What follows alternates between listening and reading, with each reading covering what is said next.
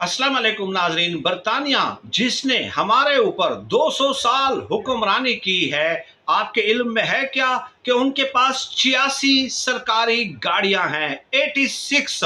लेकिन पाकिस्तान के पास, जो कि आपको पता है कि पूरी दुनिया से इमदाद मांगता फिर रहा है, उसके पास 1.5 लाख सरकारी गाड़ियां हैं। और ये 1.5 लाख सरकारी गाड़ियां पेट्रोल से, ईंधन से नहीं चलती, बल्कि गरीब आवाम की खून पसीने की कमाई से चलती है। इसके अलावा आगे चलें, ये जो 86 सरकारी गाड़ियां हैं, वो किसी फर्द की मलकियत नहीं है बरतानिया में, बल्कि मरकजी पोल में रखे गए हैं। अगर एक वजीर कहीं पे दौरा करता है तो बाकायदा उसको एक फॉर्म फिल करना पड़ता है, दौरे का मकसद और उसकी लागत जो है वो बतानी पड़ती है। लेकिन यहाँ पे घरों में 10-10 सरकारी गाड़ियां मौजूद होती हैं और वजीरों के अहल खाना